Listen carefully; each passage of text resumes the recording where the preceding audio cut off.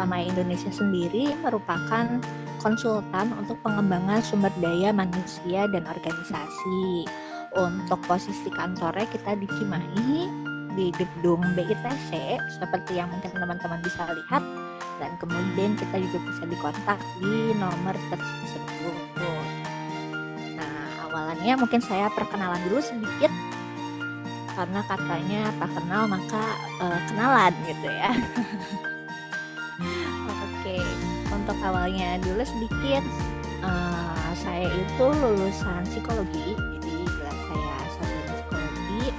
Mungkin angkatannya cukup jauh ya dari teman-teman. Saya masuk dan berkuliah itu mulainya di 2008, lulus psikologi, kemudian saya memulai karir di beberapa tempat dan akhirnya sekarang menjadi seorang praktisi psikologi.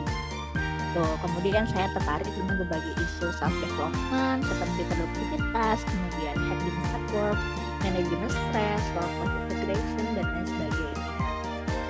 Nah, kalau lagi tidak bekerja nih, saya juga senang untuk mengeksplor tempat-tempat baru, memelihara tanaman, juga kucing. Nah, saya juga senang sharing personal journey saya sebagai seorang survivor atau fighter dari kesehatan mental di Instagram saya @nabizayasmin. Boleh nih kalau teman-teman bersedia memfollow ya, kita terkoneksi di Instagram atau LinkedIn juga boleh. Jadi kalau Samaya itu kan perusahaan bisnis to bisnis. Jadi kita itu fokusnya pada pengembangan sumber daya manusia dan organisasi. Di kita layanannya ada pelatihan, kemudian pemeriksaan psikologis, konseling, serta pengembangan organisasi gitu. Yang menjadi motivasi saya dan teman-teman Samaya lainnya untuk membangun Samaya Indonesia Consulting, mungkin pas awalnya motivasinya cukup jauh berbeda dengan apa yang dirasakan sekarang ya. Cuman kalau lagi awal-awal tuh lebih dibilang membuka Samaya karena ada kesempatan gitu. Jadi kalau misalnya ditanya, apakah motivasinya karena memang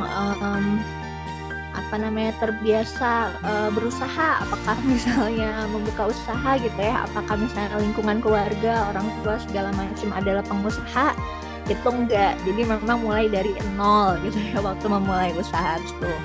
Nah, tapi memberanikan diri membuka Samaya karena lebih kita tuh dari sejak kuliah sering mengikuti dosen-dosen, kemudian dosen-dosen senior juga gitu ya, untuk melaksanakan bagian dari konsultan milik dosen-dosen kami gitu.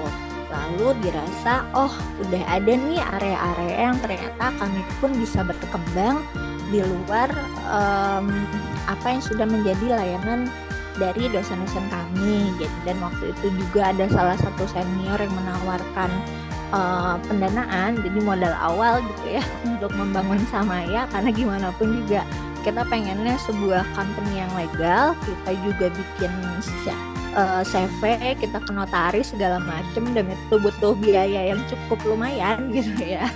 Jadi ya udah, kita kerjasama dengan beberapa senior, dengan beberapa dosen kita yang menjadi pembimbing kita atau mentor di Samaya, dan kita juga menggunakan ilmu-ilmu yang sudah kita dapat baik di tempat kuliah ataupun pengalaman kerja kita selama itu. Gitu sih kurang lebih di awalnya.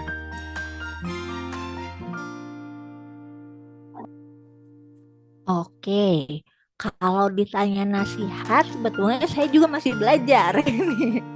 Jadi justru saya tuh suka appreciate dan suka excited justru melihat pengusaha-pengusaha muda yang memang kayak baru mulai kuliah, atau bahkan SMA segala macem gitu ya, tapi udah bisa menghasilkan profit yang tinggi, bermanfaat untuk banyak orang dan sebagainya gitu ya. Justru saya masih belajar. Kalau misalnya dulu zaman saya mulai bisnis segala macam, masih susah tuh digital marketing dan sebagainya gitu ya. Jadi sekarang saya juga berusaha mempelajari itu gitu. Tapi yang pasti kalau saya berkaca lagi ke pengalaman saya, salah satu hal yang membuat Samaya bisa berdiri sampai sekarang, walaupun kadang ada juga nih on offnya gitu ya, apalagi em, saya dan rekan saya sebagai foundernya tidak hanya bekerja di Samaya saja, tapi juga bekerja di tempat lain. Tapi yang pasti sih nomor satu kita perlu konsisten. Nah itu, tapi gimana sih caranya supaya konsisten? Pastinya kita harus nemuin dulu, betul nggak sih ini area memang menjadi minat kita. Nah itu lagi-lagi psikologis banget nih, kita harus tahu nih gitu. Karena kalau kita suka area itu memang menjadi minat kita, kita tuh bakal bisa apa ya, bertahan, bakal bisa terus berusaha mencari jalan keluarnya ketika ada masalah gitu ya. Nah, bukan hanya passion aja, bukan hanya cinta aja, bukan hanya suka aja, tapi harus konsisten gitu. Itu yang pertama. Terus kedua, apa ya? Harus berjejaring sih gitu. Jadi harus membuka silaturahim lah sama banyak orang gitu ya, kan katanya silaturahim membawa rezeki. Sama nih saya juga hari ini ketemu sama teman-teman, siapa tahu ada jalannya kita juga kolaborasi ya ke depannya. Nah itu sih harus mau ngebuka jejaring, terutama kalau sama ya kan layanan jasa.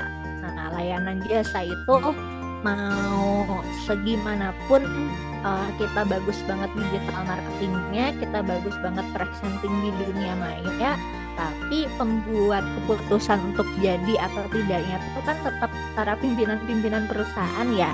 Nah kita juga perlu banyak pendekatan tuh dengan HRD, kita dengan apa namanya direksi-direksi perusahaan, dan itu bisa kita dapatkan salah satunya dengan berjejaring. Itu sih yang ketiga, ya banyak-banyak berdoa sih sama Allah, minta pertolongan sama Allah supaya yaitu ilmu yang kita punya, kesempatan yang kita punya itu memang menjadi berkah, menjadi manfaat, dan kalau misalnya ada yang sulit, Allah bantu untuk mudahkan jalan. Itu deh. Kalau closing statement dari saya,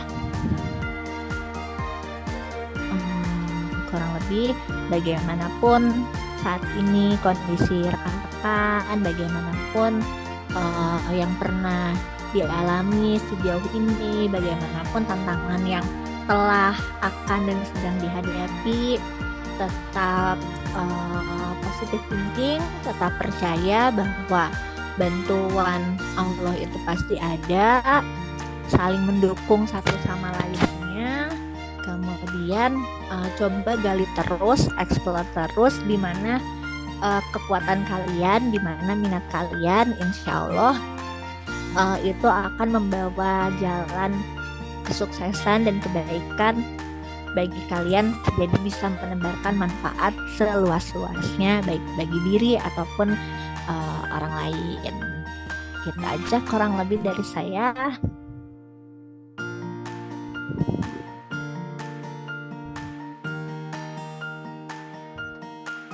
Ya baik, ya mungkin dicukupkan Teteh. Terima kasih banyak sekali lagi sudah meluangkan waktunya untuk kami semua. Mohon maaf ya Teh apabila ada tutur kata ataupun perilaku yang kurang berkenan di hadapan Teteh. Semoga apa yang setelah Teteh sampaikan sangat ya bisa diimplementasikan oleh kita sendiri gitu. Terima kasih, saya selaku moderator pada wawancara sore ini pamit undur diri, mohon maaf atas segala kekeliruan. Wabillahi taufiq wal hidayah. Wassalamualaikum warahmatullahi wabarakatuh. Sehat-sehat Teteh, terima kasih banyak.